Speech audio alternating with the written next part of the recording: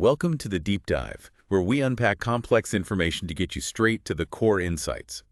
Imagine trying to keep track of, I don't know, a dozen different friendships, Yeah. each one with its own rich history, unique challenges, and amazing moments. Yeah, exactly. That's precisely what we're doing today, but on a grand national scale. We're taking a deep dive into India's complex and dynamic relationships with its immediate neighbors in 2023. hmm Our core material for this journey is a fascinating annual report detailing India's external affairs, specifically focusing on its neighborhood first policy in action.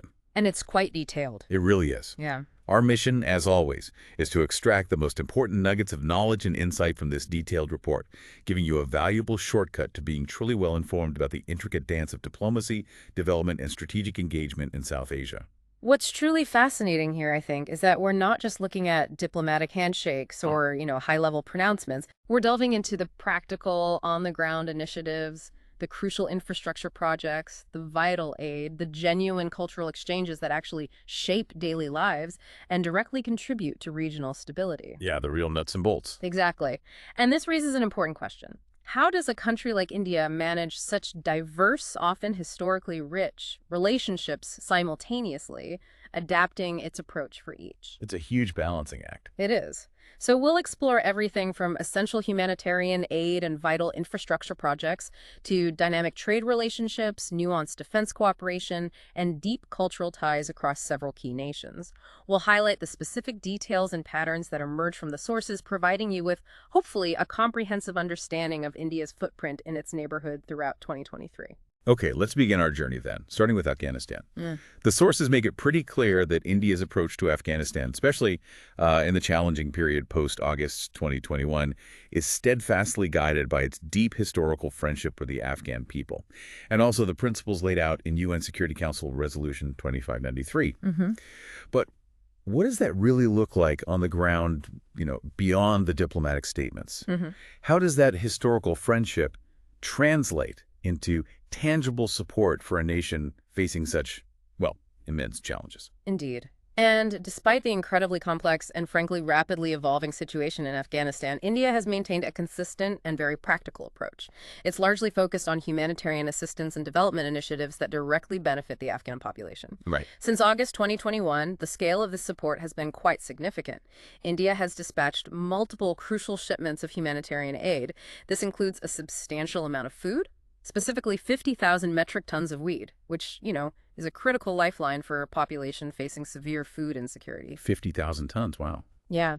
And beyond food, India has also provided nearly 250 tons of essential medicines and crucial medical and surgical items. That's a considerable amount of aid.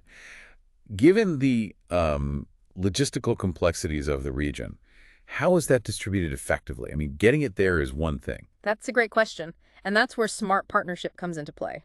In August 2023, the government of India actively partnered with the United Nations World Food Programme, the UNWFP. Okay. This was to ensure the effective distribution of 47,500 metric tons of that wheat across various UNWFP centers throughout Afghanistan. This collaboration highlights really a strategic approach of working with established international organizations to maximize reach and efficiency, making sure the aid gets to those who need it most. Makes sense. Leverage existing networks. Precisely. Furthermore, India extended its humanitarian efforts by collaborating with the United Nations Office on Drugs and Crime, the UNODC.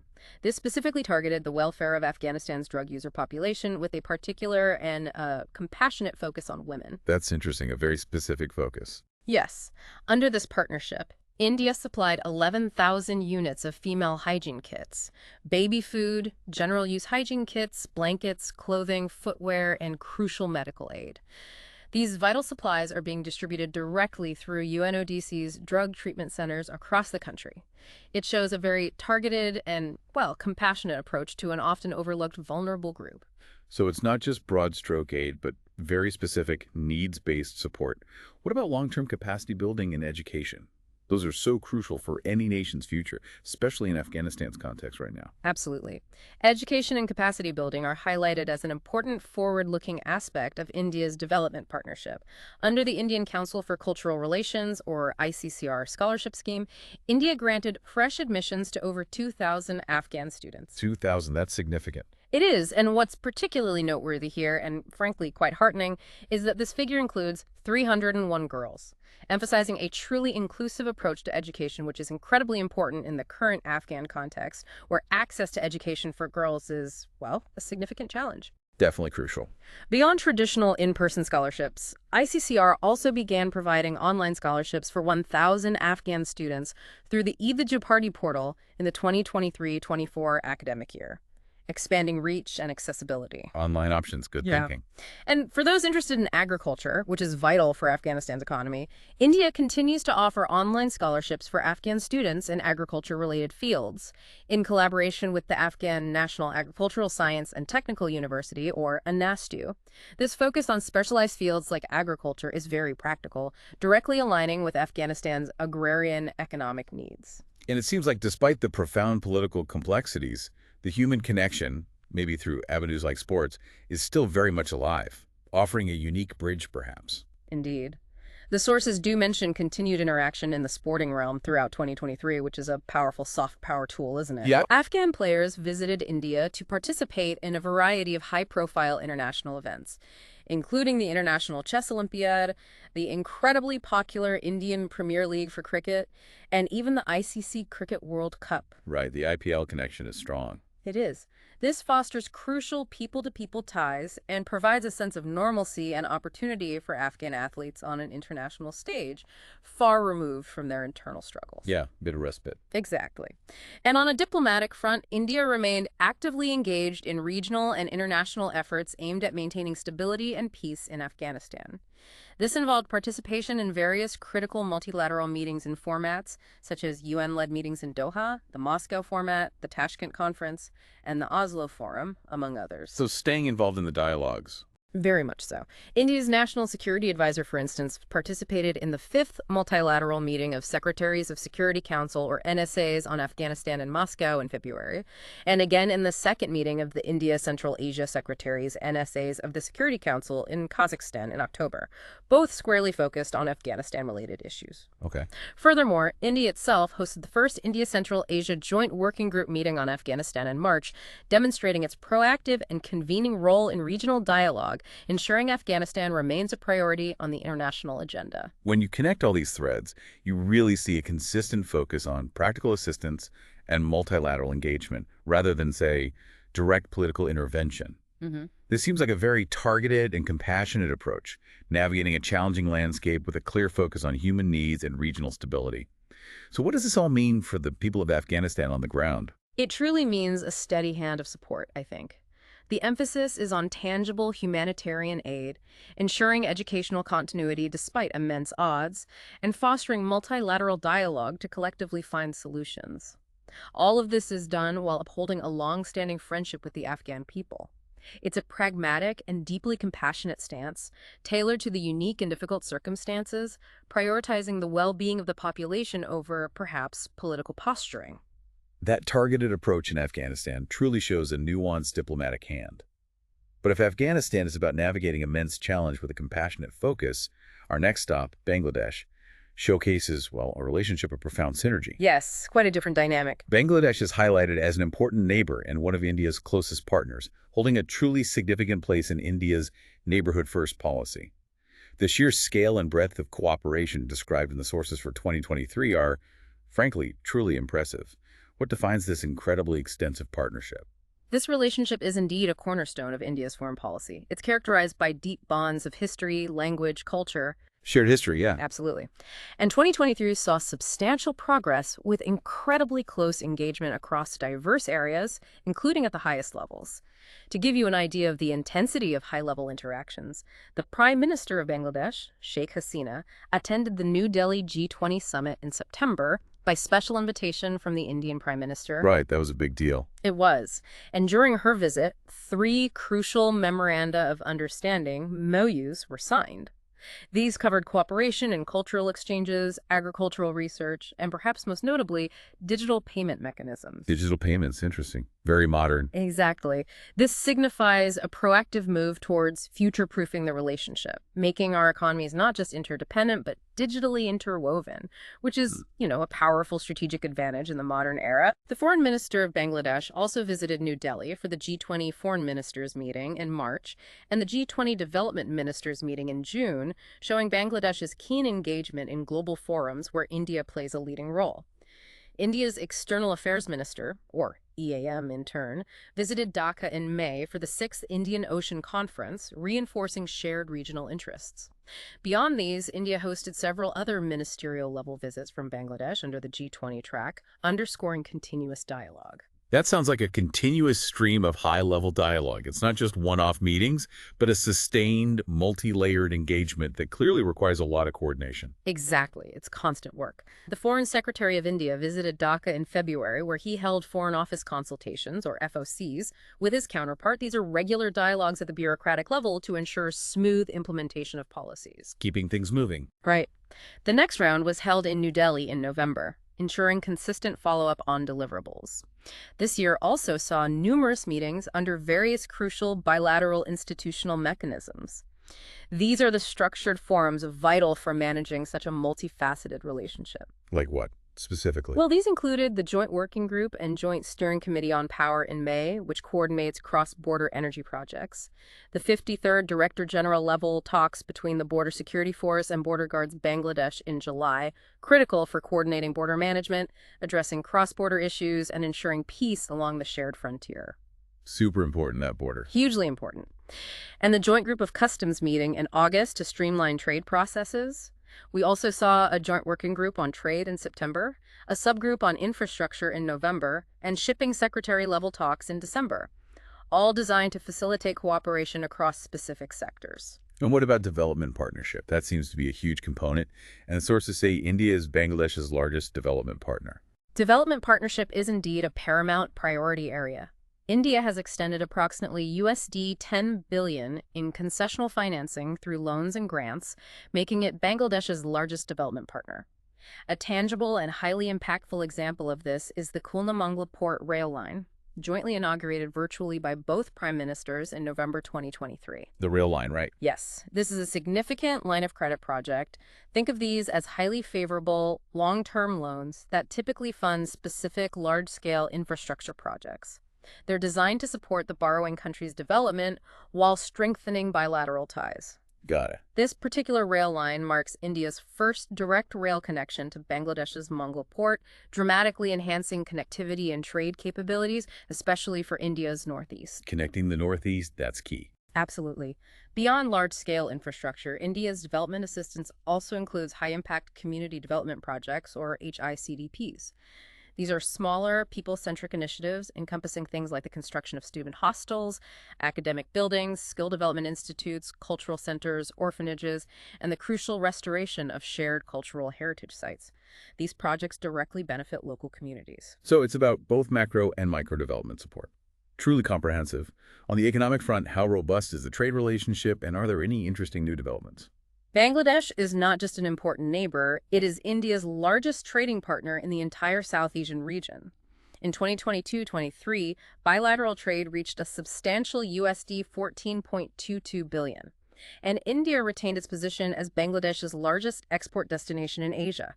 This is a truly significant economic bond. 14 billion, wow. It's huge. Both countries are currently negotiating a Comprehensive Economic Partnership Agreement, or CEPA. This is crucial as Bangladesh prepares for graduation from its least developed country's status in 2026, meaning it will need to navigate new trade rules. So preparing for that transition. Exactly. A particularly forward-looking development in July 2023 was the commencement of trade settlement in Indian rupee, or INR. Trading in rupees, right? Yes, a strategic move that fosters greater financial autonomy and reduces reliance on third-party currencies for bilateral trade. That's a huge step towards financial integration, making trade more efficient. And energy, which is a critical need for any developing economy, seems to be another strong area of cooperation. Absolutely. Cooperation in the power and energy sector has become really a hallmark of their relationship. Bangladesh currently imports 1,160 megawatts of power from India, 1,000 megawatts flowing from the Baramara-Baharampur interconnection, and 160 megawatts from the Kamila-Tripura interconnection. That's a lot of power flowing across the border. It is. A major project inaugurated in March 2023 was the 131-kilometer India-Bangladesh Friendship Pipeline, built through grant assistance, specifically for the transport of high-speed diesel to Bangladesh. The pipeline. And under India's line of credit, projects like the Barapukuria-Bogura-Kaliakor 400-kilovolt transmission line, infrastructure development for power evacuation at the Rupura nuclear power plant, and the Midargan 100-megawatt solar power plant are all underway, directly aimed at augmenting Bangladesh's power generation and transmission capacity. Solar power, too. Good to see. Yes. And Unit 2 of the massive 1,320-megawatt Maitree supercritical thermal power plant project at Rampal, a USD $1.68 billion project under India's concessional financing scheme, was also jointly inaugurated in November, further boosting energy security. The word connectivity keeps coming up repeatedly across these reports. How extensive is that, given the shared geography and India's Act East policy goals? Connectivity is indeed a top priority, often seen as the physical manifestation of the Neighborhood First policy. Both countries are working to facilitate the seamless movement of people and goods, both bilaterally and within the subregion. This includes extensive efforts to revive traditional rail, road, and waterways and establish crucial new ones, fostering greater economic and people-to-people ties. Reviving old links and building new ones. Exactly. The operationalization of the Agreement on the Use of Chattogram and Mongla Ports, or ACMP, has significantly facilitated the movement of transit cargo to and from India's northeast, connecting it more efficiently with the rest of the country and international trade routes. Using Bangladesh's ports, that's efficient. Very efficient. A milestone moment in November was the joint inauguration of the Akara-Agartala cross-border rail link, marking the first time Northeast India is connected with Bangladesh by rail, a truly transformative development for the region. First time by rail, wow. Yeah. In fact, 5 out of 6 pre-1965 rail links have now been revived following the operationalization of the Haldibari-Chilahati link.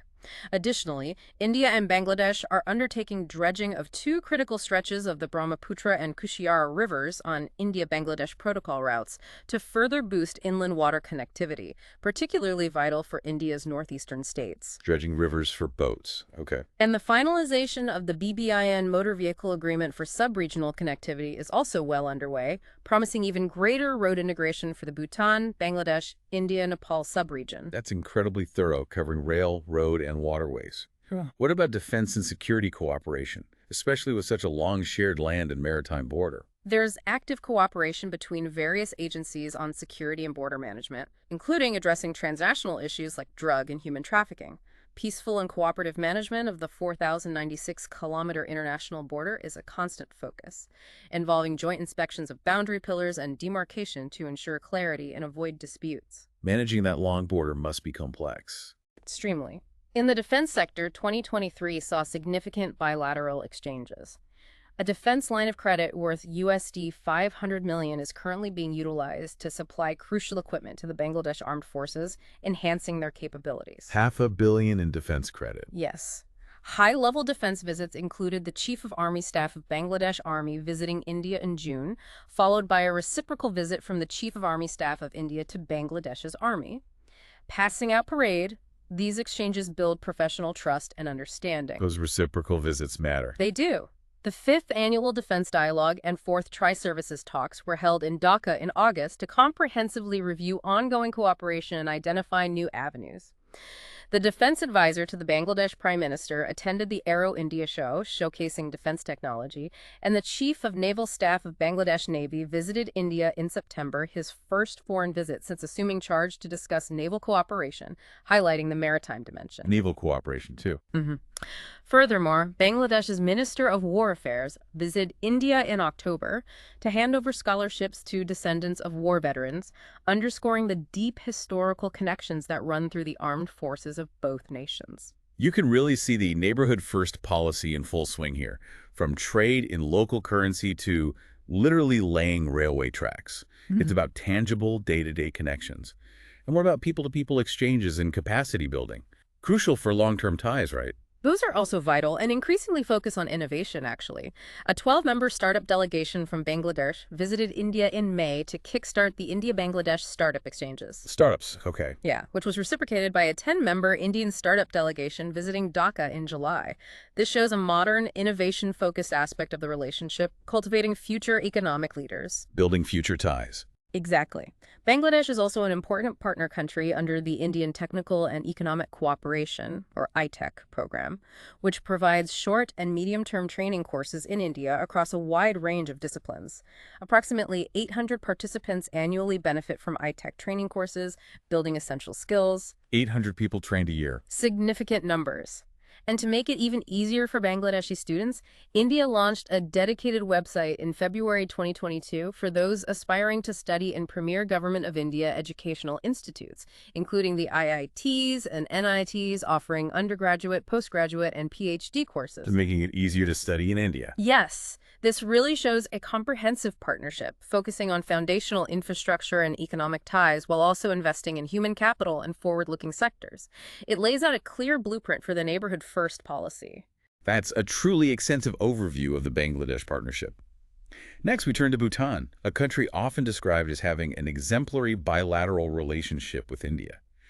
Given the sheer scale of engagement we just discussed with Bangladesh, what makes this relationship with Bhutan stand out as truly unique? What's truly fascinating here, and what makes the relationship with Bhutan stand out, is an almost unparalleled level of mutual trust, understanding, goodwill, and excellent people-to-people contacts across all levels of society and government. That level of trust is key. It's foundational. This foundational trust allows for cooperation that is incredibly deep and genuinely forward-looking, extending into areas that are quite unique for bilateral ties.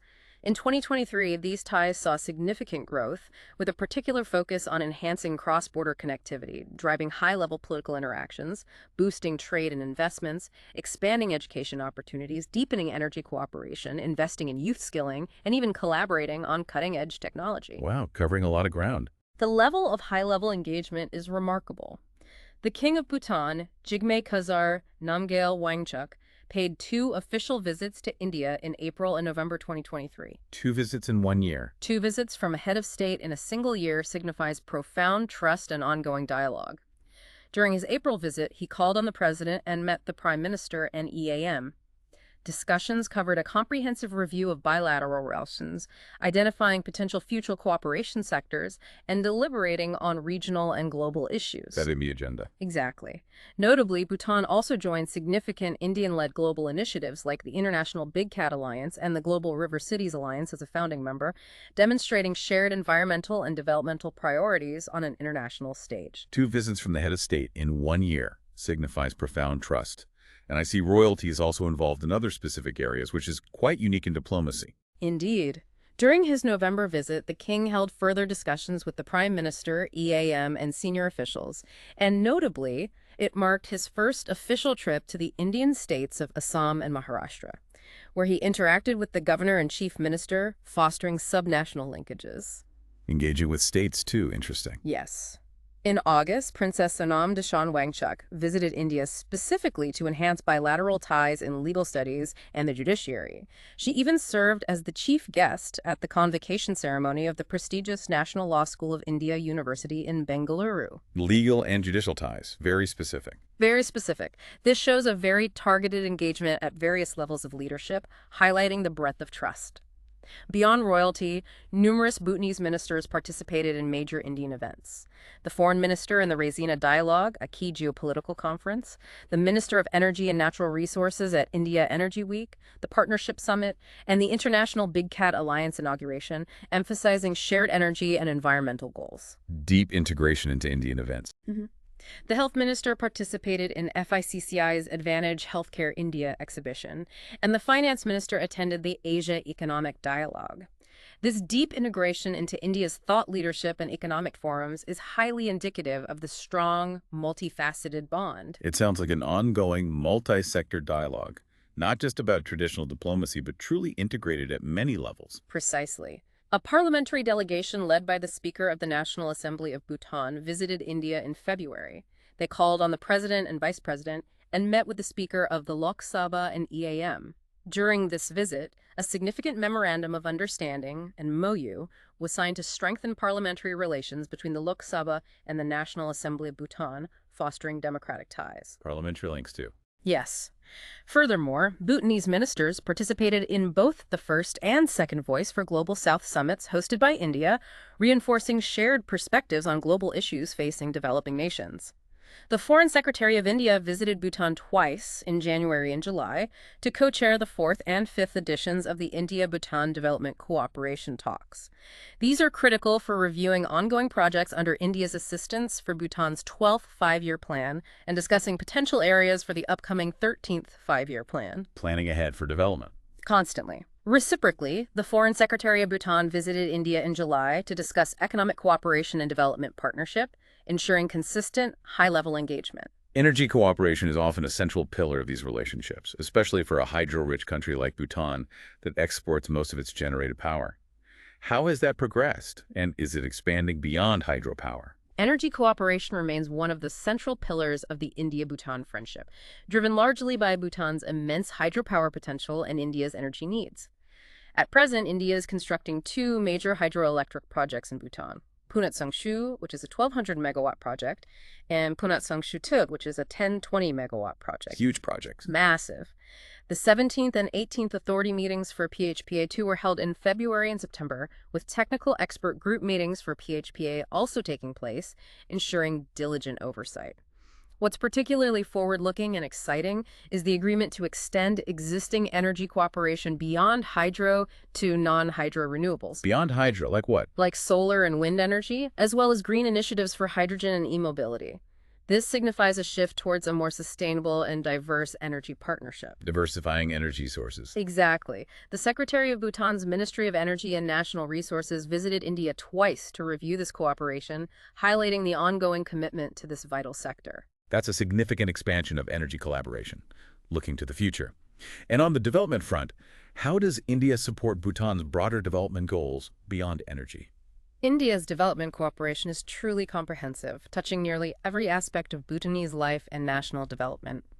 Under Bhutan's 12th five-year plan, India supported 83 project-tied assistance projects with an outlay of INR 2,800 crores, 524 high-impact community development projects or small development projects with an outlay of INR 850 crores, and a program grant amounting to INR 850 crores. That's a lot of direct support. It is. These are direct financial and technical contributions to Bhutan's development priorities. India also extended a trade support facility of INR 400 crores for Bhutan's 12th five-year plan, offering direct support for trade activities.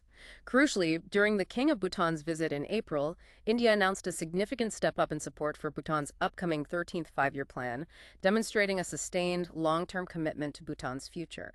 Committing to the next plan already. Yes. India also continues to support Bhutan's Gyaltsung project, a visionary initiative of the king aimed at equipping youth with critical skills for nation building and fostering national identity. The Gyaltsung project, right? Youth focus. Notable inaugurated projects demonstrating this broad support include the Jigme Singye Wangchuk School of Law, the renovated Pemagat Childzong, hostel and laboratory facilities at the College of Natural Resources, and several crucial bridges in Thimphu and Samse, as well as the Digital Drukgyal Initiative for digital transformation and upgraded central schools. So it's not just about grand projects, but also supporting key institutions and digital transformation for everyday citizens. What about trade and connectivity, which are vital for any economy to thrive? India has consistently remained Bhutan's top trading partner, accounting for about 80% of Bhutan's overall trade. This is an incredibly dominant position. 80%. Yeah. Since 2014, trade between the two countries has tripled, growing from USD 484 million in 2014-15 to USD 1,615 million in 2022-23, though the balance of trade currently remains in India's favor.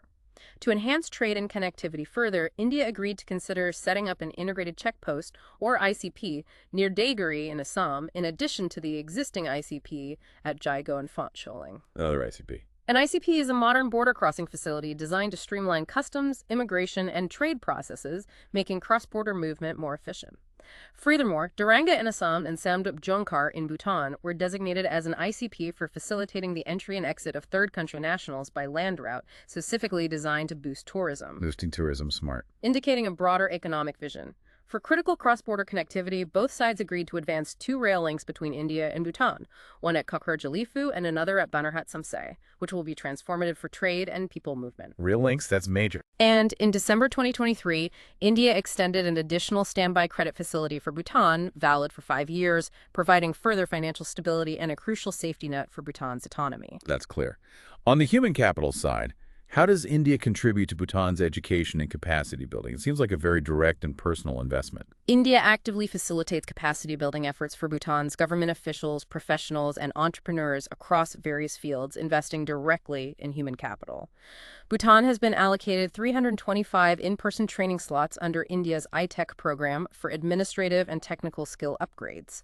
iTech stands for Indian Technical and Economic Cooperation. It's a flagship capacity building initiative. iTech.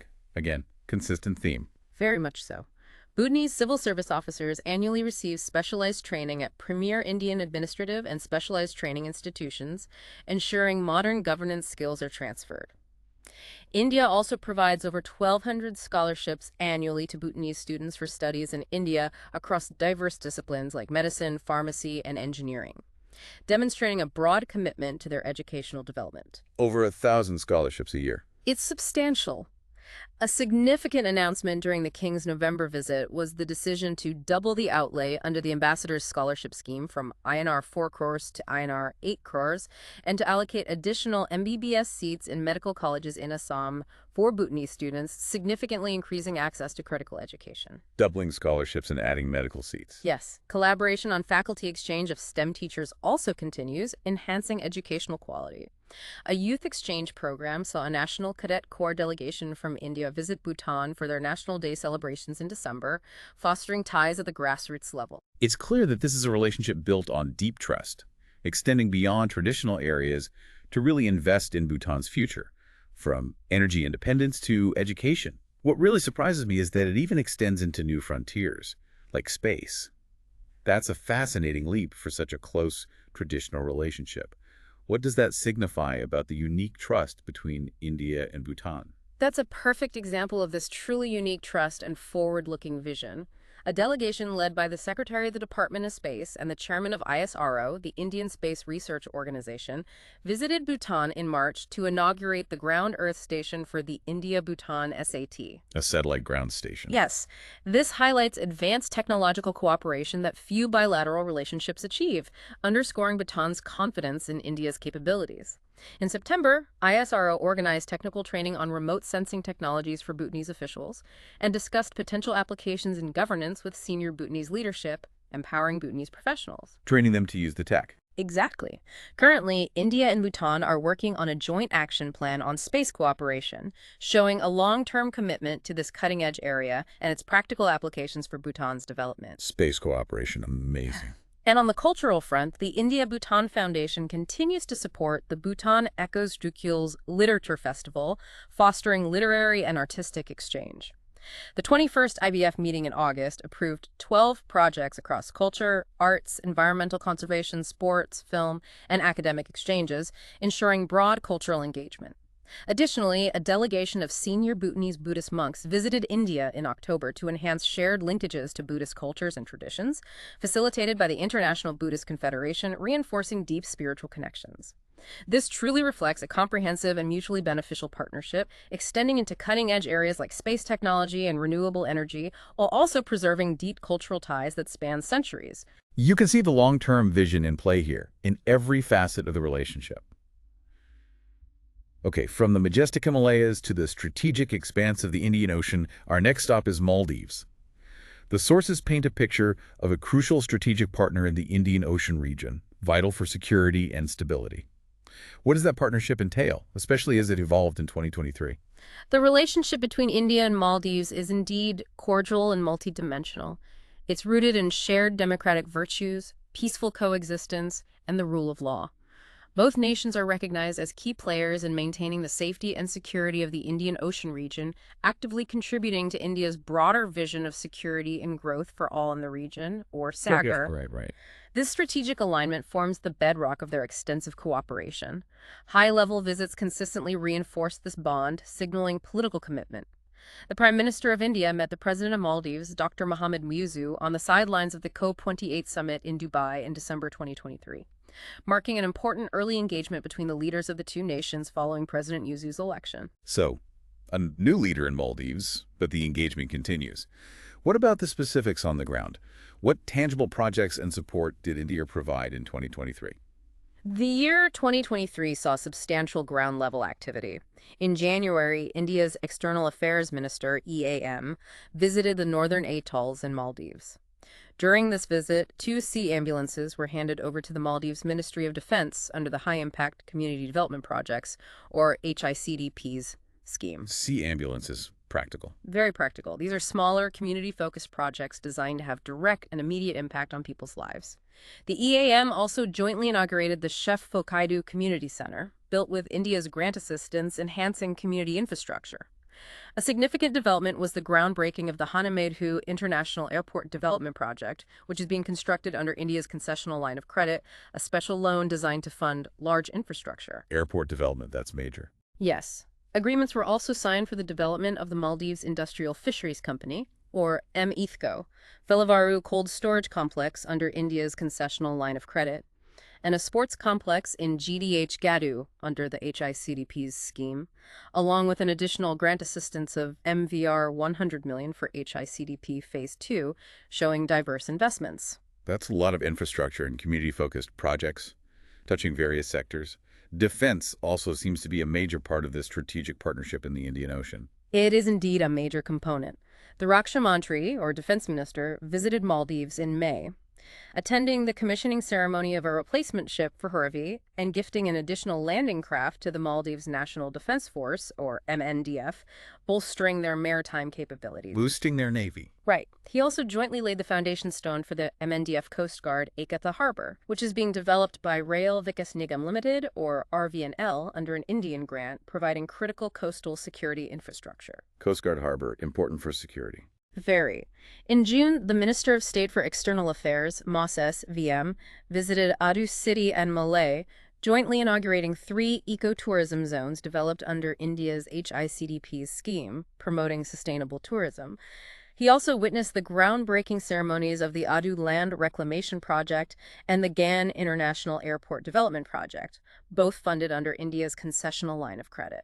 More airport work and land reclamation. Big stuff. Huge projects. During this visit, 10 Mayus were exchanged under HICDP Phase 2, and anti-TB medicines were handed over, addressing public health needs. The Maldivian foreign minister also visited New Delhi in July, witnessing the exchange of 9 HICDP Mayus under HICDP Phase 2. In August, the establishment of a prosthetics and orthotics manufacturing workshop in Holhumali's hospital was inaugurated, directly supporting healthcare. And in November, India's Minister of Earth Sciences attended the inauguration ceremony of the newly elected President Muizzu, reaffirming bilateral ties at the highest level. Beyond high-level visits and big projects, what about the human element, the people-to-people connections? Tourism is a huge part of the Maldivian economy, and I know India is a significant source of tourists. You're right. India consistently remained the top source market for Maldives tourism from 2020 to 2022. Even in 2023, with over 185,000 Indian tourist arrivals, India ranks second with an 11% market share in Maldives' tourism sector, a crucial economic contribution. Huge numbers of tourists. Massive. This massive flow of people is facilitated by improved connectivity and visa-free arrangements, which also enable thousands of Maldivians to visit India for medical treatment, business, and tourism purposes, fostering genuine connections. Seaway Street. Exactly. In terms of education and capacity building, a large number of Maldivians visit India for various in-person training, study tours, and higher education. Maldives signed in 2023 include those between Maldives National University and Cochin University of Science and Technology for academic exchanges, an OU on cooperation on immigration matters, and one between the Institute of Chartered Accountants of India and the Institute of Chartered Accountants of Maldives, professionalizing ties. Building institutional links. Yes. Over 1,000 Maldivians visited India under institutional Maldives and iTech programs in 2023, receiving in-person training across diverse areas like civil services, customs, judiciary, media, police defense, and aviation security, building human capital. 1,000 people trained, again, significant. The Sports Authority of India even held a 6-month athletics training camp in Bangalore for Maldivian athletes, which directly helped them secure 3 bronze medals at the Indian Ocean Island Games 2023, demonstrating tangible results of this cooperation. Training athletes, that's neat. Yeah. Around 200 Maldivians benefited from the MEA's flagship iTech scheme, and 6 are currently pursuing higher education under the ICCR scholarship program.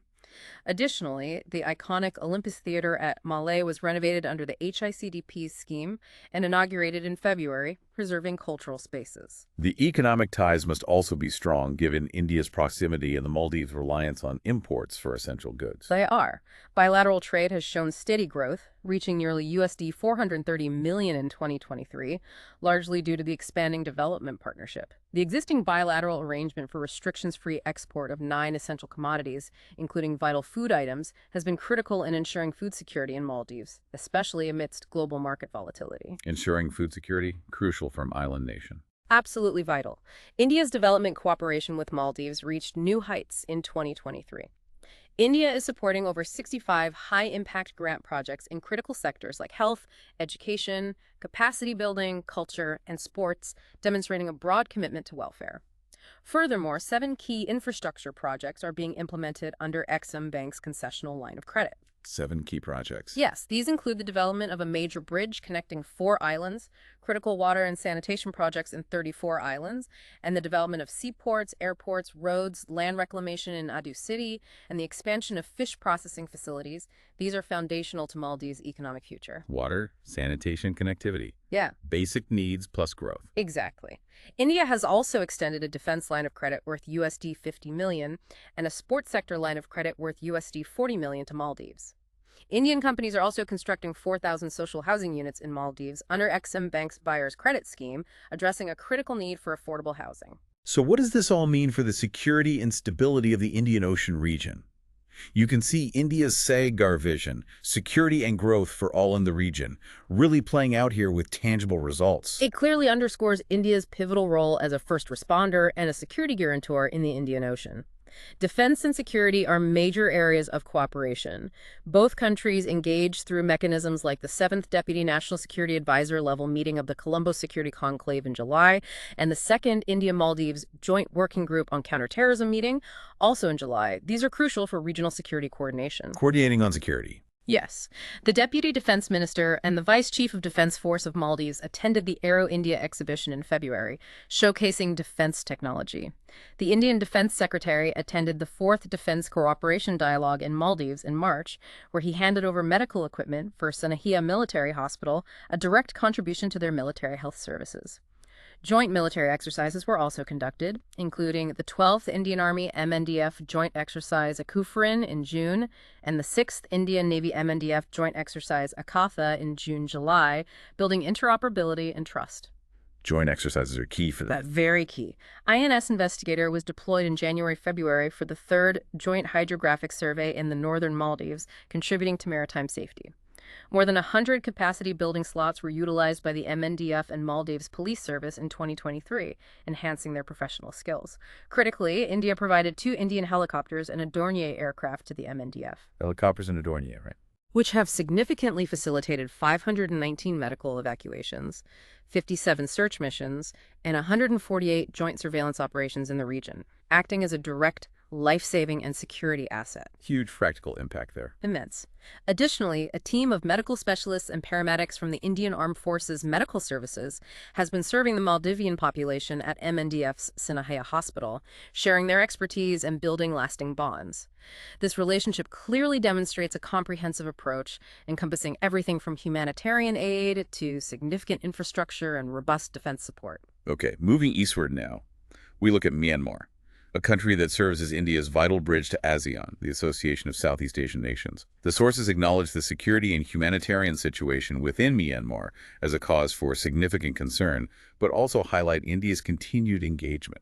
How is India navigating this, especially with such a long shared land border? That's a complex and delicate balance indeed. Myanmar is strategically incredibly important for India, sharing an approximately 1,700-kilometer-long border and acting as India's critical bridge to the entire ASEAN region. That long border makes it critical. Absolutely. It's a vital component of both India's Neighborhood First and Act East policy, underpinned by strong civilizational, historical, and people-to-people ties that span millennia. However, as you noted, the current security and humanitarian situation internally in Myanmar remains a significant cause for concern, with direct implications for India, including border stability and refugee flows. India has consistently called for a complete cessation of violence, urging resolution of issues through dialogue, the release of political detainees, and Myanmar's swift return to the path of democratic transition. So there's a clear diplomatic stance on the internal situation, but engagement continues on other fronts. How does that translate into practical cooperation, particularly with connectivity projects, which are so vital for India's Act East ambitions? Despite the considerable challenges posed by the ongoing security situation, significant progress was made on various connectivity and socioeconomic development projects in 2023. A key example is the Sitwe Port, a crucial part of the Caladan Multimodal Transit Transport Project, or KMTTP, which was inaugurated in May. The Sitwe Port, right, part of That's Caladan. exactly. The KMTTP is a multimodal transport project designed to connect the eastern Indian seaport of Kolkata with Sitwe Seaport in Myanmar by sea. It then links Sitwe to Paletwa in Myanmar via the Caladan River, and from Paletwa to Mizoram in northeast India by road, providing a vital alternative route for India's landlocked northeast. A crucial alternative route. Yes. India has a substantial development cooperation portfolio in Myanmar, amounting to approximately USD 2 billion, with most projects undertaken under grant and aid, reflecting non-repayable assistance. Furthermore, the two countries are in the final stages of negotiating a line of credit worth USD 270 million, which will further fund development. $2 billion in development cooperation. Significant investment. There's a specific focus on regional connectivity initiatives through projects like the KMTTP and the India-Myanmar-Thailand, or IMT, Trilateral Highway, which aims to connect Mora in India to Mae Sot in Thailand via Myanmar, truly building that bridge to Southeast Asia. The Trilateral Highway, that's ambitious. Very. Additionally, India has been implementing people-centric development projects under the Border Area Development Program, or BADP, in Chin State and the Naga Self-Administered Zone, and under the Rakhine State Development Program, or RSDP, for the construction of bridges, roads, schools, and small health centers directly benefiting communities along the border. So infrastructure and development continue to be prioritized, even in a challenging environment. Highlighting the long-term strategic vision, what about high-level diplomatic engagements in such a sensitive context? Despite the internal complexities, diplomatic channels remain open, demonstrating a pragmatic approach to maintaining dialogue. India's External Affairs Minister, EAM, met U Thon Sui, his Myanmar counterpart, on the sidelines of the 12th Mekong-Ganga Cooperation Meeting in Bangkok in July. Okay, keeping lines open. A more expensive engagement was the 20th round of India-Myanmar Foreign Office Consultations, or FOC, held in New Delhi in December. During these consultations, both sides discussed a wide range of issues, including critical border and security matters, trade, commerce, and connectivity, the status of bilateral development projects in Myanmar, and mutual concerns related to transnational crimes, showing a comprehensive agenda. What about trade and economic cooperation? How is that fared amidst these challenges, especially with the border crossing implications? Total bilateral trade between India and Myanmar accounted for USD 1.76 billion in 2022-23, with India's exports pegged at USD 807 million. A notable development in 2023 was the increase in Myanmar's pulses export to India, specifically black matpei, or urad, and pigeon pea, or tur. More pulses exports, okay. This was facilitated by the government of India's announcement on the import of these pulses under the Open General License regime, which eases import restrictions and provides an economic boost for Myanmar's farmers. In a significant move to further boost bilateral trade and reduce reliance on third-party currencies, the Reserve Bank of India, or RBI, recently approved a mechanism for trade settlement in Indian rupee, or INR. Rupee settlement again. Yes. The Punjab National Bank, or PNB, has been designated as the nodal agency to coordinate the implementation of this trade settlement plan with the government of Myanmar, marking a step towards greater economic self-reliance for both nations in their bilateral trade. That's a significant step towards economic self-reliance for both nations in their bilateral trade. What about education and cultural ties, which often transcend political situations? India continues to offer vital capacity-building opportunities to Myanmar under various schemes like ITEC and ICCR scholarships and other specialized training programs. In 2023, nearly 396 Myanmar officials attended in-person and virtual training programs in India across diverse areas including English language skills, computer science, medicine, law, and engineering, directly investing in Myanmar's human resources. Almost 400 officials trained. Myanmar students have also availed scholarships at Indian universities under ICCR's scholarship schemes and various PhD fellowships offered to ASEAN students, with 9 out of 20 ICCR scholarship slots utilized by students from Myanmar in the fiscal year 2022-2023, indicating a strong educational exchange. India also maintained ties with beneficiaries of its capacity-building programs through the ITEC Day celebrations in September. Culturally, the president of ICCR visited Myanmar in August, where he conferred the ICCR Distinguished Alumni Award on the Deputy Minister for Investment and Foreign Economic Relations and unveiled a portrait of Lokmanya Bal Gangadhar Tilak at the India Center, fostering cultural diplomacy and interacting with the Indian diaspora. It's impressive to see these connections sustained, even in such a complex environment. And the sources also mention crucial humanitarian assistance during a critical time, demonstrating India's first responder role. Indeed. India, under Operation Karuna, provided crucial medical supplies and relief materials to the people of Myanmar affected by Cyclone Mocha in May 2023. Operation Karuna, right. This humanitarian assistance was delivered via 4 Indian Navy ships and included essential items such as food, tents, portable generators, clothes, water pumps, medicines, tarpaulins, hygiene items, wheelchairs, and face masks, a comprehensive and rapid response. This large-scale humanitarian assistance and disaster relief, or HADR, effort serves as a testament to India's consistent role as a first responder in the region, highlighting its commitment to supporting its neighbors in times of crisis. A very clear example of that first responder role. Absolutely. This really highlights the dual challenge and opportunity with Myanmar, balancing humanitarian concerns and political complexities with the strategic imperative of connectivity and development for regional integration. What really stands out here is India's persistent commitment to connectivity, even amidst significant internal challenges in Myanmar. It fundamentally underscores the long-term vision of connecting India to Southeast Asia, a vision that seems to remain undeterred by present difficulties. It's about maintaining a crucial bridge, I think, both literally and figuratively, for India's strategic and economic ambitions, even when the path is difficult. Our journey continues now to Nepal, a country with whom India shares truly close and friendly relations, characterized by open borders and incredibly deep-rooted people-to-people contacts that go back centuries. These aren't just diplomatic ties, but profound cultural and familial bonds. What does Neighborhood First look like in this uniquely integrated relationship in 2023? This relationship is indeed profound, shaped by age-old historical and cultural linkages, the unique feature of open borders that allow for seamless movement of people, and vibrant people-to-people connections. Under its Neighborhood First policy, India has maintained continuous momentum in bilateral ties with Nepal, aiming to promote greater physical, economic, energy, digital, cultural, and infrastructure connectivity in the region, bolstered by extensive development and capacity-building efforts. Connectivity, again, a key theme. Always. The year 2023 saw a significant high-level visit from Nepal's Prime Minister Pushpa Kamal Dahal Prachanda to India from May to June. During bilateral meetings, the prime ministers reviewed the entire broad spectrum of the bilateral agenda. And what were the tangible outcomes of that visit? It sounds like there were many beyond just diplomatic statements. There were indeed numerous and highly tangible outcomes. These included the inauguration of the Integrated Checkpost, ICP, at Nepal Gunjagan. An ICP is a modern border crossing facility to streamline trade and movement. Another ICP online. Yes. They also broke ground on the Motihari Amletganj Petroleum Pipeline Project, or MAPL Phase 2. This petroleum pipeline is critical for Nepal's energy security, ensuring a stable and efficient supply of fuel. There was also the establishment of mirror ICPs in Sunali, India, and Pairahawa, Nepal. designed to further facilitate seamless cross-border movement. Fuel pipeline, very important. Critical. The inaugural freight train operation of Bhavnagar NCY was launched, and the Jayanagar-Kirtha rail section was handed over to the government of Nepal.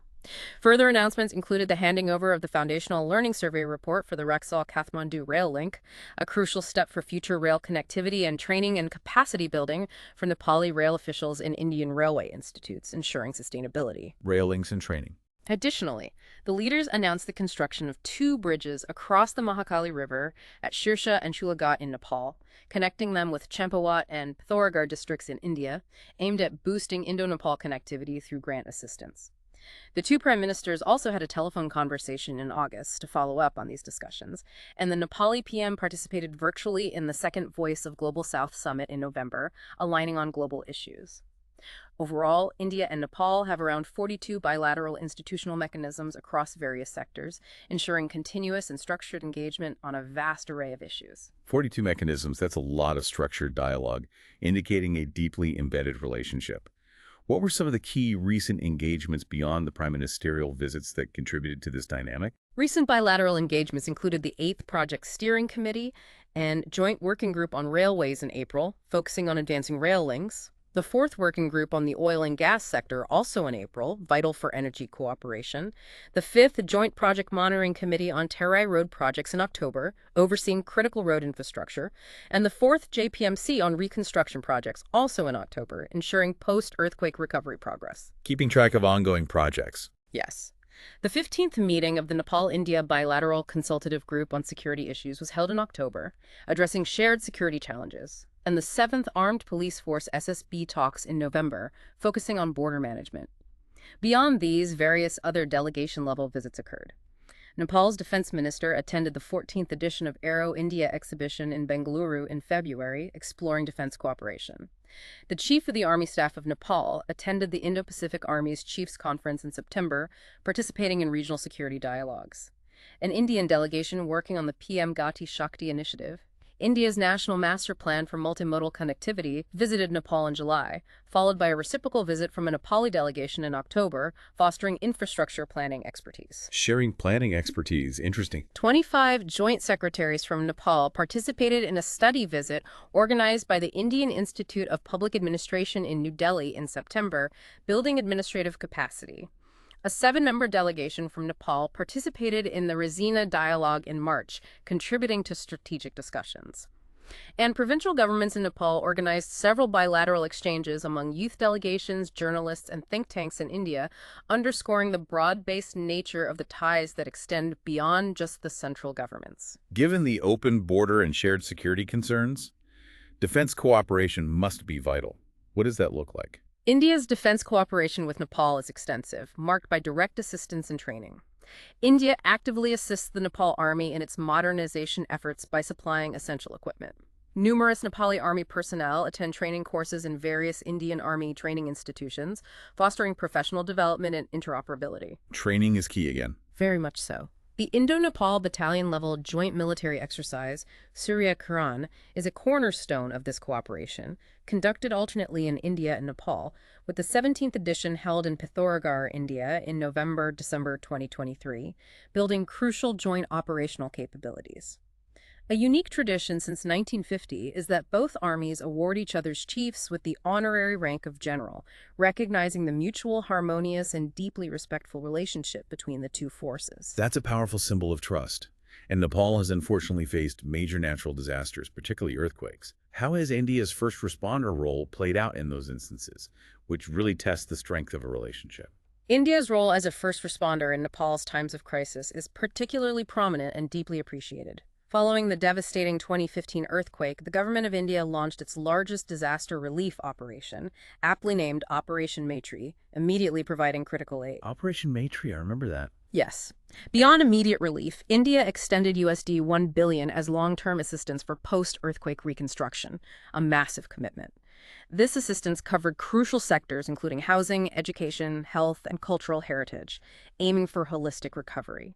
These projects were regularly reviewed by the Joint Project Monitoring Committee in October, A significant milestone was the successful handing over of 50,000 reconstructed houses in Nepal's Gorkha and Nuwakot districts in November 2021, directly benefiting thousands of families, supported by USD 150 million in assistance. Work on the reconstruction of more than 130 hospitals and health centers and cultural heritage sites is ongoing, while educational projects have been completed and are awaiting inauguration, signaling sustained recovery efforts. 50,000 houses rebuilt, incredible impact. Huge impact. And more recently, with the Jajarko earthquake in November 2023, India again stepped up, didn't it? Absolutely. In November 2023, the western part of Nepal was tragically hit by a 6.4 magnitude earthquake, resulting in the loss of nearly 150 lives. True to the Prime Minister's commitment of being a first responder, India swiftly handed over 4 tranches of earthquake relief materials to the government of Nepal between November 5th and 21st, demonstrating remarkable speed. 4 shipments very quick. Very quickly. These tranches comprised approximately 35 tons of vital relief supplies, including 250 tents and tarpaulin sheets, 5,000 blankets and sleeping bags, along with essential medicines and medical equipment such as surgical tools and portable ventilators, providing immediate and critical support to those affected. That's immediate and substantial support, a true testament to the bond. Beyond disaster relief, how broad is India's development cooperation in Nepal, and what are the key infrastructure projects? It's incredibly broad and permeates numerous sectors. The government of India provides substantial financial and technical assistance for large-scale development, infrastructure, and connectivity projects across Nepal, as well as smaller development projects and HICDPs in key areas like education, health, irrigation, rural infrastructure, and livelihood development, directly improving quality of life. Across-the-board support. Yes. Numerous cross-border connectivity projects, including rail links, roads, and ICPs, are under implementation with Indian grant assistance. Despite global challenges like COVID restrictions, work on these projects continue to progress. All 14 Terai road packages have been completed with INR 500 crores in Indian assistance and handed over to Nepal, significantly improving internal connectivity. India and Nepal have also expanded cooperation to new initiatives in agriculture, railways, and inland waterways connectivity, diversifying the partnership. Waterways again. Yes. There's steady progress in cross-border rail networks, including the operationalization of the Jayanagar-Bardi Bus and Jagbani Nepal Customs Yard rail sections. Indian assistance has contributed to building 807 kilometers of Nepal's 124-kilometer-long east-west highway, a national lifeline. Additionally, Indian assistance helped construct the 6-lane major bridge across the Mechi River, connecting Kakarbita in Nepal to Panitanki in West Bengal, which is part of Asian Highway 02, a key trade road. The groundbreaking for a cross-border motorable bridge over the Mahakali River at Dertula in Atan was also conducted in September 2022, further enhancing connectivity. Water resources, especially common rivers that flow between both nations, must be another critical area for cooperation, given their shared ecological interests. Indeed. Cooperation in water resources, primarily concerning common rivers, is a vital area of bilateral cooperation, especially for flood management and irrigation.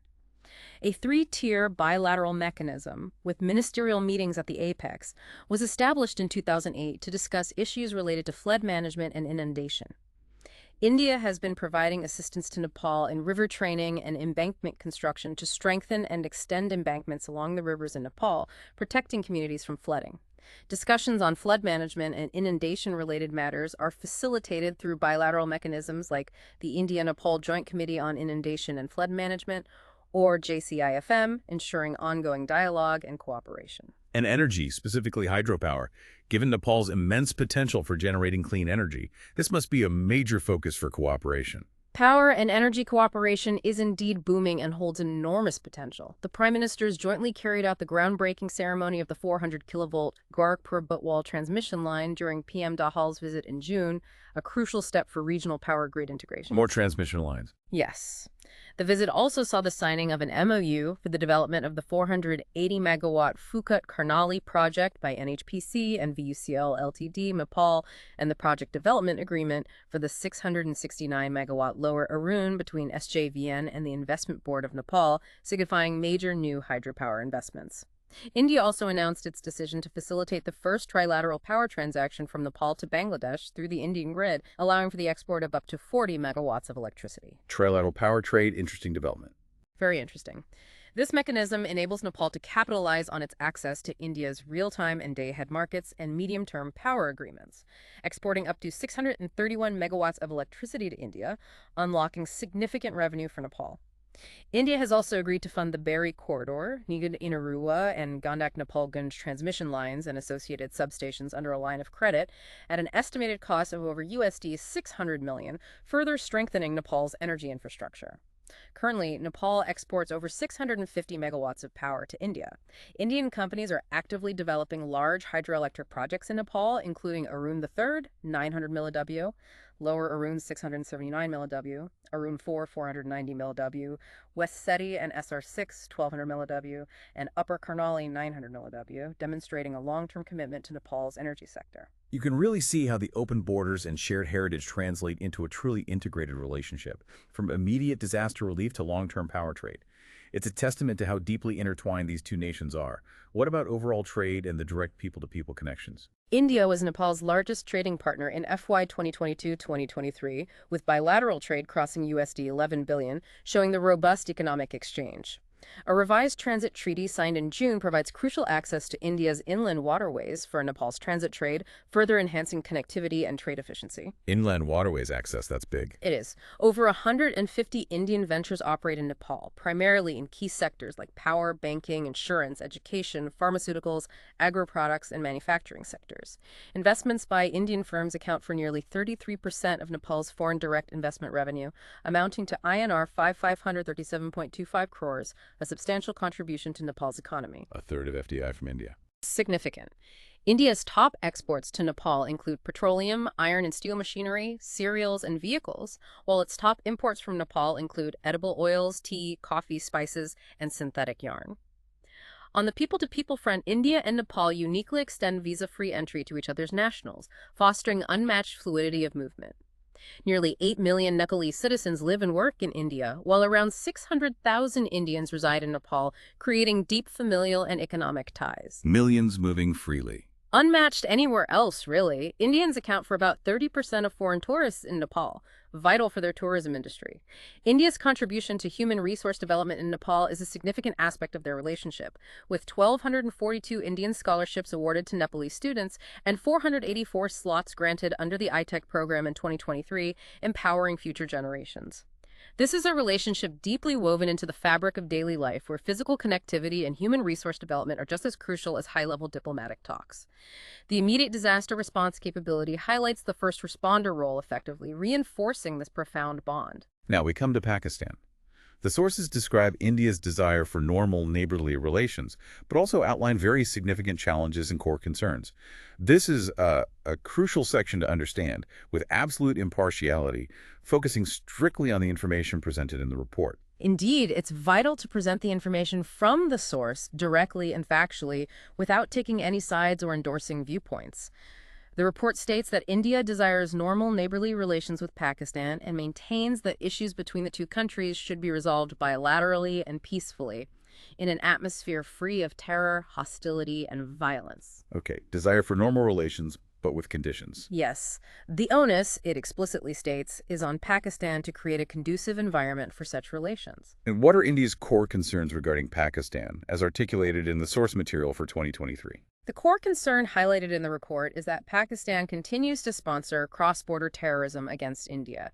It also mentions restrictions on normal trade and connectivity, limits on people-to-people exchanges, and engagement in hostile, fabricated propaganda to vilify India, particularly regarding Jammu and Kashmir, which India considers an internal matter. Okay, terrorism and propaganda mentioned as key concerns. Right. India has unequivocally rejected all such actions and statements by Pakistan in their entirety, especially on matters that are completely internal to India. The government of India has engaged with the international community at high levels on India's position and on Pakistan's role in aiding and abetting terrorism in the region, particularly against India in the Union territories of Jammu and Kashmir and beyond.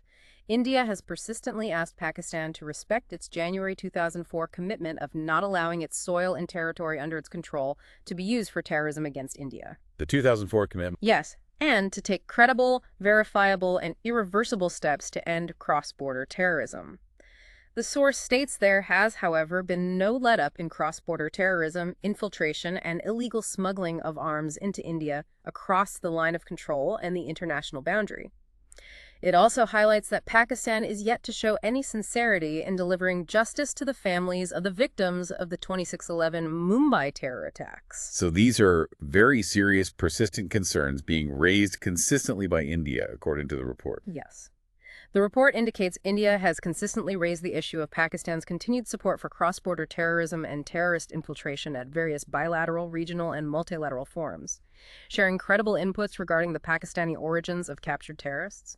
India's call to condemn terrorism in all its forms and manifestations has been reflected in a number of outcome documents issued after bilateral summit-level meetings with various countries, as well as at regional and multilateral fora, indicating international recognition of this concern. International forums reflecting the concern. A specific example from 2023 cited is the UN Sanctions Committee designating Abdul Rahman Maki head of Lashkar-e-Taiba's political affairs and a key conspirator of several terrorist attacks against India, including the Mumbai attack as a UN-prescribed terrorist in January, which represents a concrete international action. All instances of ceasefire violations, cross-border infiltration, illegal construction along the border, violations of bilateral agreements, and smuggling of narcotics and weapons, including through the use of drones, have been taken up with Pakistan at appropriate levels. With such deep-seated concerns, what kind of high-level engagements, if any, took place in 2023 between India and Pakistan, according to the source? The sources indicate very limited high-level bilateral engagements. The then Prime Minister of Pakistan, Mohammad Shahbaz Sharif, participated in the SCO Council of Heads of State meeting, which was held in a virtual format in July 2023 under the chairmanship of the Indian Prime Minister. SCO Summit, virtual. Yes. Similarly, the then Foreign Minister of Pakistan, Bilawal Bhutto Zardari, participated in the Shanghai Cooperation Organization, or SCO, Foreign Ministers meeting held in Goa in May 2023. This visit was part of a multilateral SCO meeting organized by India during its rotating SCO presidency. It is important to note that these were primarily engagements within multilateral frameworks, often with India in a host or chairing role for the SCO, rather than purely bilateral direct engagements initiated by Pakistan. So multilateral context, not direct bilateral talks. Correct. Several other Pakistan leaders participated in other SCO ministerial meetings virtually under India's chairmanship, such as the then Federal Minister for Climate Change in the 4th SCO meeting on environmental protection, and officials in meetings of heads of agencies for prevention and elimination of emergency situations. It seems then that certain channels of interaction remain open, particularly for humanitarian and religious purposes, despite the broader political tensions and security concerns. That's correct. Religious pilgrimages between India and Pakistan are facilitated under the 1974 Bilateral Protocol on Visits to Religious Shrines, a long-standing agreement. In 2023, the government of India facilitated pilgrimages to Pakistan on occasions such as Baisakhi, Barsi of Maharaja Ranjit Singh, Guru Purab, Shadani Darbar, and Katasrash Dham, allowing 5,937 Indian pilgrims to visit various shrines. Nearly 6,000 Indian pilgrims. Yes. During the same period, 921 Pakistani pilgrims visited religious shrines in India for 5 pilgrimages, including the Urs of Hazrat Amir Khusro and Hazrat Khwaja Moinuddin Chishti. Furthermore, from January 1st to November 26, 2023, the government facilitated the visit of 84,251 pilgrims to the holy Gurdwara Darbar Sahib at Kartarpur in Narwal, Pakistan, through the Kartarpur Corridor, which is a dedicated visa-free corridor for religious pilgrimage. Over 80,000 via Kartarpur Corridor. That's a significant flow. It is a specific facilitated channel. What about humanitarian issues concerning prisoners and fishermen? That's often an area where countries can still cooperate, even amidst deep political divides. In line with the understanding reached under the 2008 Bilateral Agreement on Consular Access, India and Pakistan exchanged lists of prisoners and fishermen in each other's custody on July 1st. Pakistan acknowledged the custody of 42 civilian prisoners and 266 fishermen who are either Indian or believed to be Indian. Similarly, India had 343 civilian prisoners and 74 fishermen from Pakistan in its custody. This change of lists happens regularly then. As per the agreement. As a result of persistent efforts by the government of India, 2,639 Indian fishermen and 66 Indian civilian prisoners have been repatriated from Pakistan since 2014. In 2023 alone, 478 Indian fishermen and 8 Indian civilian prisoners were repatriated from Pakistan. India has consistently sought early consular access, release, and repatriation of the remaining Indian nationals in Pakistan's custody, highlighting an ongoing humanitarian concern. And are there other specific concerns India has raised regarding Pakistan, particularly concerning internal matters within Pakistan, according to the report? Yes, the report explicitly states that India has raised concerns regarding the treatment of minorities in Pakistan. The government of India has specifically conveyed its concerns regarding incidents of vandalism and desecration of places of worship and cultural heritage belonging to minority communities, as well as discrimination, killing, abduction, and forced conversion and marriages of members of minority communities in Pakistan. Raising concerns about minorities. Yes. This section makes it very clear that while there are channels for certain forms of limited engagement, the overarching relationship remains deeply complicated by persistent concerns around terrorism and broader political issues. It's important, again, to remember that this is a factual reporting of the source material provided to us. As the sources indicate, this relationship is undeniably complex. What you see is a very clear articulation of India's concerns, alongside limited specific avenues of interaction like religious pilgrimages and efforts on humanitarian issues for prisoners. It really underscores the challenges that persist. The distinctions between areas of deep concern and limited necessary engagement are quite stark here, painting a clear picture of the ongoing complexities as presented in the report. Finally, let's turn to Sri Lanka, an important maritime neighbor with whom India has intensified engagements, especially following the unprecedented emergency financial support provided during Sri Lanka's economic crisis in 2022. How did this relationship strengthen in 2023, building on that crucial lifeline support? The relationship with Sri Lanka continued to strengthen significantly in 2023, building directly on the foundation of the emergency financial support India extended in 2022. Engagements were prioritized under India's Neighborhood First and SIGAR policies, intensifying through leadership-level interactions and initiatives aimed at deepening economic, cultural, and people-to-people ties. Building on that 2022 support. Exactly. The president of Sri Lanka, Ranil Wickremesinghe, paid his first official visit to India since assuming responsibilities in July 2023. He called on the president and prime minister and met the external affairs minister, EAM. This visit was highly productive, concluding with the exchange of several key agreements, signaling a renewed phase of partnership. What were the major agreements signed during President Wickremesinghe's visit? It sounds like there was a lot of ground covered. During his visit, a Memorandum of Understanding, an MU, on cooperation in the field of renewable energy was exchanged, indicating a forward-looking approach to sustainable development and energy security for Sri Lanka. Renewable energy focus, good. A significant network-to-network agreement was signed between NIPL and Lanka, pay for UPI application acceptance in Sri Lanka. Paving the way for digital payment integration, this is a huge step towards modernizing financial transactions and making travel easier for Indian tourists. UPI in Sri Lanka, that's a big convenience. Huge. A memorandum of cooperation for economic development projects in Trincomalee district of Sri Lanka, a strategically important port area, and a joint declaration of intent, or JDI, in the field of animal husbandry and dairying were also exchanged, diversifying cooperation. Earlier in the year, President Wickremesinghe also participated in the concluding leaders' session of the first Voice of Global South Summit, highlighting Sri Lanka's engagement in broader global discussions championed by India. The Speaker of the Sri Lankan Parliament led a delegation of parliamentarians to India in December, providing crucial opportunities for exchanging best parliamentary practices and meeting with Indian parliamentary leadership and the EAM, fostering democratic institution building. That's a comprehensive set of agreements for a single visit, showing the breadth of partnership. What about other high-level interactions throughout the year? India's EAM paid an official visit to Sri Lanka in January. He called on President Wickremesinghe and Prime Minister Gunawardena, holding detailed discussions with his counterpart, the Foreign Minister of Sri Lanka. During this visit, the EAM handed over 350 housing units built with India's grant assistance and 50 buses supplied under an ongoing credit line for 500 buses, demonstrating tangible aid. Houses and buses delivered. Yes.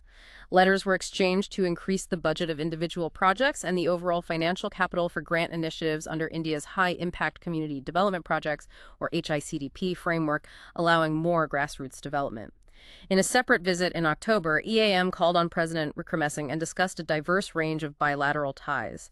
They exchanged a letter of exchange and acceptance regarding Phase 4 of the flagship Indian housing project for construction of 10,000 houses in the plantation areas. 10,000 more houses. Yes, Phase 4. And a letter of exchange for infusion of additional funds in 9 ongoing HICDPs, showing sustained commitment to housing and community projects. The EAM handed over 126 houses under Phase 3 of Indian Housing Project in Badulla, Matale, and Matara districts, and 48 houses in Matale and 64 houses in Hambantota under Model Village projects, demonstrating direct benefits. They also unveiled a joint logo commemorating 75 years of diplomatic relations and exchanged a joint venture shareholders agreement between National Dairy Development Board, NDDB, Gujarat Cooperative Milk Marketing Federation, and the Cargills Group of Sri Lanka, highlighting economic partnerships in key sectors like dairy. It sounds like a lot of tangible outcomes across various levels. The sources also mentioned a new passenger ferry service and some defense cooperation. Indeed. The Minister of State for External Affairs, Mas VM, visited Sri Lanka in February for the 75th Independence Day celebrations, signifying high-level participation in national events. And the Minister of State for Fisheries, Animal Husbandry and Dairying, and Information and Broadcasting visited in February to attend the handing-over ceremony of the Jaffna Cultural Center, a cultural landmark. India also assumed the important role of vice chair of the Indian Ocean Rim Association, or IORA, in October 2023 for a 2-year term, followed by the chairship from 2025-27, reflecting its growing regional leadership and commitment to the Indian Ocean region. IORA Vice Chair, significant regional role. Yes. A significant infrastructure development was the commencement of a passenger ferry service between Nagapattinam in India and Kankisantharai near Jaffna in Sri Lanka in October 2023, reviving a historical sea link and boosting connectivity. India's Ministry of Ports, Shipping and Waterways supported the Tamil Nadu Maritime Board with INR 8 crore as financial assistance for augmenting infrastructure at the Nagapattinam port for these ferry services. The ferry service is back, great for people movement. Absolutely. The Finance Minister of India inaugurated branches of State Bank of India in Trincomalee and Jaffna during her visit in November, expanding financial access. She also launched the construction of 10,000 houses in plantation areas under Phase 5 of the Indian Housing Project, installed RO plants in schools, inaugurated the upgraded Thondamen Vocational Training Center, and handed over school bags and notebooks for students, demonstrating holistic community support. Amendments to an MO for grant assistance of USD 15 million for the promotion of Buddhist ties, an MOU for solar electrification of places of worship across Sri Lanka were also signed, strengthening cultural and religious links. Nearly 2,500 Indian pilgrims, including fishermen and clergy, participated in the annual St. Anthony's Festival in Kachathivu in March 2023, with India providing financial assistance for the event, highlighting people-to-people connections at a grassroots level. That's a wide array of support, touching many aspects of daily life, from infrastructure to cultural exchange. Yeah. What about defense cooperation, which is crucial for maritime security? Defense cooperation is strong and growing, particularly given the shared maritime interests in the Indian Ocean. The 7th Annual Defense Dialogue at the Defense Secretary level was held in New Delhi in February 2023, comprehensively reviewing ongoing cooperation and identifying new avenues for engagement. The Chief of Indian Air Force Staff visited Sri Lanka in May, where he called on President Wickremesinghe and Prime Minister Gunawardena and met with other senior defense officials. During his visit, he notably donated 2 sets of AN-32 propellers to the Sri Lanka Air Force on behalf of the government of India and laid the foundation stone for the India-Sri Lanka Friendship Auditorium at the Sri Lankan Air Force Academy in Trincomalee, which is being built through Indian grant assistance, demonstrating tangible support for Sri Lanka's defense capabilities and infrastructure. This section really emphasizes India's immediate and foundational support for Sri Lanka's economic recovery, going beyond just financial aid to build long-term partnerships in infrastructure, trade, and even digital payments.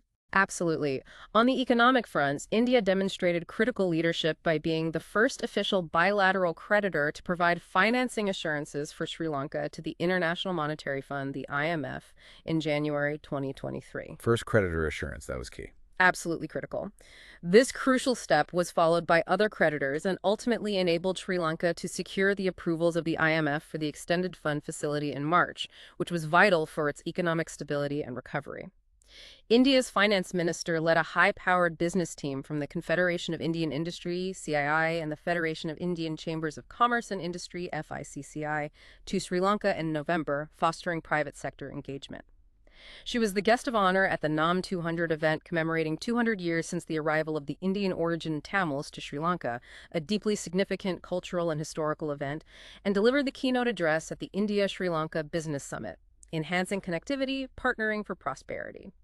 This underscores India's multifaceted commitment to Sri Lanka's economic revival and long-term stability, acting as a true partner. So what does this all mean for Sri Lanka's recovery and its future?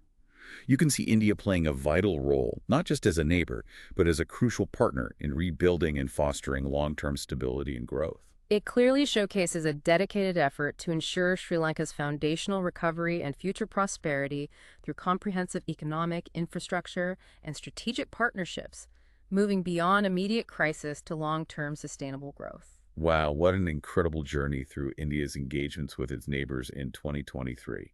From humanitarian aid in Afghanistan to robust economic partnerships with Bangladesh and crucial support for Sri Lanka's recovery. It's clear that the Neighborhood First policy is incredibly active and multifaceted. We've seen everything from digital payment integration to the construction of critical infrastructure, all aimed at fostering stability and mutual growth, often with very specific, tangible outcomes. Yeah, the range is quite something. You lay out all these specific details. It's almost overwhelming in its complexity, like juggling a dozen different chess games simultaneously. But it's clear there's a master strategy at play behind all these individual moves, isn't there? Absolutely. Stepping back from the granular detail, what truly emerges from this overview is a sophisticated strategy of tailored engagement for each country. India clearly recognizes and responds to unique historical ties, strategic imperatives, and local needs with a blend of practical initiatives. Tailored engagement, yeah. We've seen common threads woven throughout these relationships, like foundational infrastructure development, vital capacity building, and strengthening people-to-people connections. But these are always adapted precisely to the specific context of each nation. Adapting the approach. Exactly. And this raises an important question for the future. As regional and global dynamics continue to shift, with new geopolitical realities emerging and existing alliances being reevaluated, how might the definition and execution of Neighborhood First evolve to address these emerging challenges and opportunities? What new areas of cooperation might become central, and how will India continue to balance its diverse national interests with those of its immediate neighborhood to ensure sustained regional stability and prosperity? Something powerful to mull over as you go about your day. Thank you for joining us for this deep dive into India's neighborhood policy. Until next time, keep exploring, keep learning.